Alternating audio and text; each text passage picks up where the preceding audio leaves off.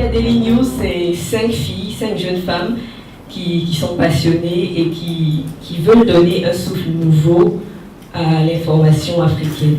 Nous sommes également ouverts sur la diaspora, c'est-à-dire que nous voulons présenter aux Africains qui sont à l'extérieur comment l'Afrique bouge, c'est-à-dire les innovations, tout ce qu'il y a de nouveau, tout ce qu'il y a dans le quotidien de l'Afrique qui bouge, mais également présenter, exposer le travail de tous ces Africains de l'extérieur là, pour que les personnes qui sont ici également puissent voir ce qui est fait depuis l'autre côté. Aujourd'hui, en tant que mère, lorsque je veux offrir des magazines pour mes enfants, je me rends compte que c'est des magazines importés qui sont très beaux graphiquement, mais qui ne s'adressent pas aux enfants, africains, qui ne s'intéressent pas à l'Afrique et qui n'évitent pas à l'éveil culturel, à l'ouverture culturelle. Et j'ai eu envie là de transmettre quelque chose aux enfants d'aujourd'hui, qu'ils soient fiers de leur culture, fiers d'être africains et qu'ils connaissent leurs origines, parce que je suis persuadée que celui qui sait d'où il vient est plus à l'aise de s'affirmer et d'aller de l'avant.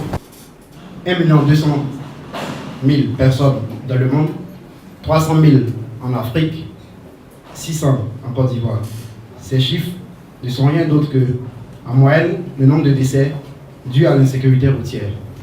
De par ce constat, nos jeunes étudiants, on a développé des solutions pour l'insécurité routière. SecuRoute, c'est également GeoSecu, une carte de géolocalisation de tous les accidents en Côte d'Ivoire dans le but de tracer les points où nous avons le plus d'accidents en Côte d'Ivoire. SecuRoute, c'est la dernière innovation qui est signée Secu. Une cérémonie ou je dirais une activité de projection de fils dans 5 villes, notamment Bouaké, Yamoussoukro, San Pedro, Korogo, Abidjan. Donc, nous avons commencé il y a 3-4 ans en nous préparant à fournir du contenu en vidéo brut pour d'autres médias.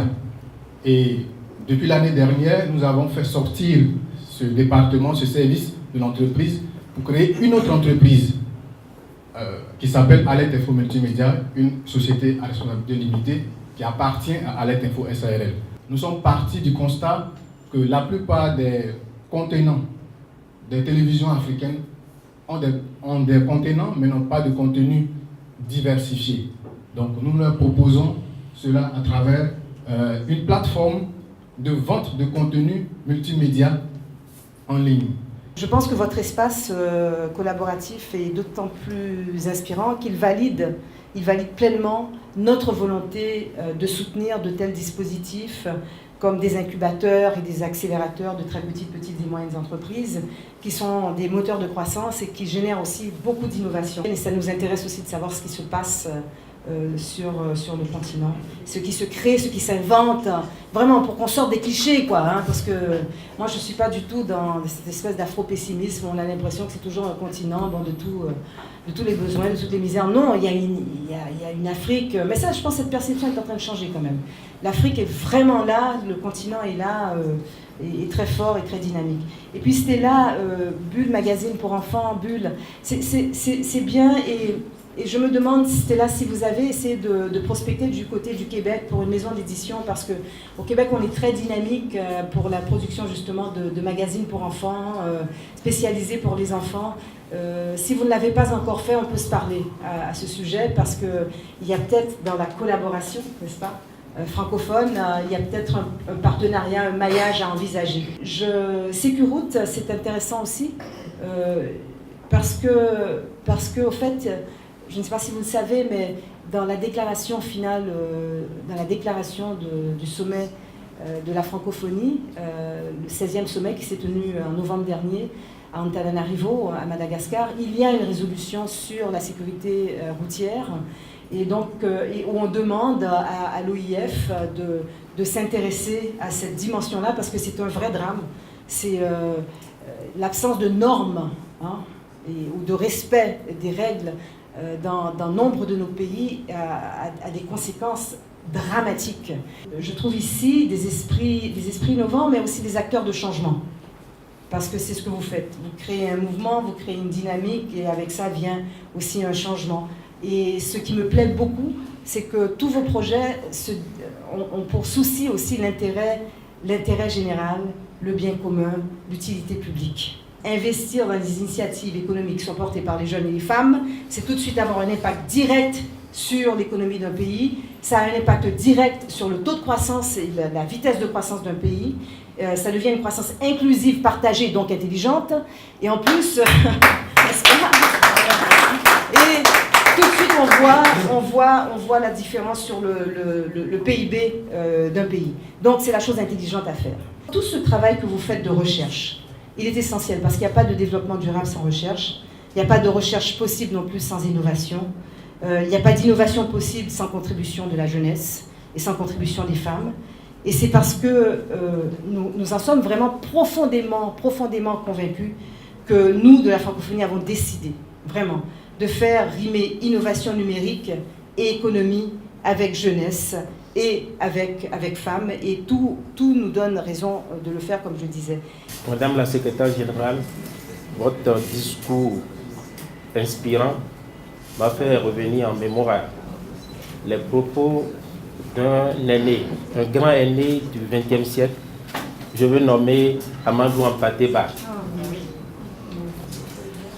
Il s'adressait à la jeunesse en 1987 et il disait: de même qu'il n'y a pas de petit incendie, il n'y a pas de petit effort. Tout effort compte. Et l'on ne sait jamais au départ de quelle action apparemment modeste sortira l'événement qui changera la face du monde. Nous voulons contribuer à changer la face du monde. Et c'est pourquoi l'OIF, dans ce mouvement, est en train de lancer le Média Labo. Au niveau de cette plateforme, nous avons plusieurs rubriques. Les rubriques vont des affaires qui sont possibles jusqu'au tutoriel. Donc nous offrons également des éléments sur le financement participatif, sur la communication, la créativité, un certain nombre d'idées, d'innovation. Donc nous essayons d'apporter des ressources aux porteurs de projets pour être performants. Parce que ça fait une différence avec la sphère anglophone. Dans la sphère anglophone, les gens sont plus formés sur ces questions-là que dans la sphère francophone. Nous sommes en train de rattraper et nous allons très vite. Aujourd'hui, il y a 8475 mentions GEM. Aimer la francophonie, aimer Média Labo et vivre la solidarité francophone. Je vous remercie. Donc je pense qu'on peut applaudir officiellement le lancement de la plateforme Média Labo. Merci de d'avoir fait ce lancement ici. On en est extrêmement honoré en présence des ministres présents, donc M. Bruno Connet, ministre de l'économie numérique, entre autres choses, et donc je pense que ça revêt une importance et un symbole particulier. Donc merci beaucoup à tous.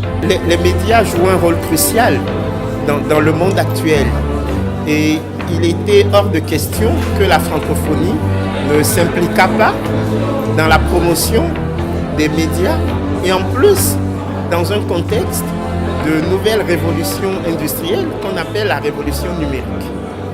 Et donc l'idée de ce lancement, de cette plateforme, c'est mettre finalement en conjonction trois éléments. Les médias, dans leur rôle de contrôle citoyen de l'action publique, dans leur rôle de responsable. Deuxième élément, le numérique, qui permet de démultiplier les horizons des lecteurs. Et enfin, l'entrepreneuriat,